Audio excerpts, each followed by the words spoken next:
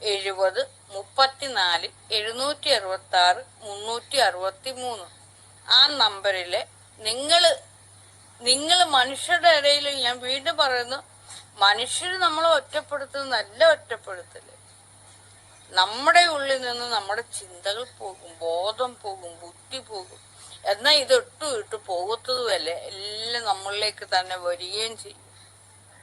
മെല്ലെ മെല്ലെ അത് ധ്യാനത്തിലേക്ക് ഏർപ്പെടണം.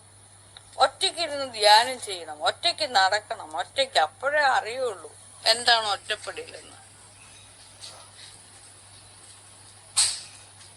അല്ലാതെ നിങ്ങൾ വന്ന് കുറെ ആളുകൾ എന്നെ വന്ന് കെട്ടിപ്പിടിക്കുമ്പോഴും ഞാൻ അവരെ കെട്ടിപ്പിടിക്കുമ്പോഴും അതിന്റെ അടിയിലൊന്ന് വിഡ്ഢിത്തരം വന്ന് എഴുതി വെക്കാറുണ്ട്.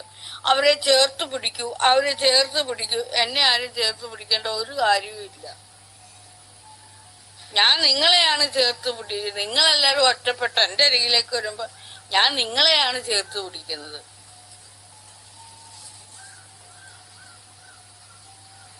അറിയാവോ?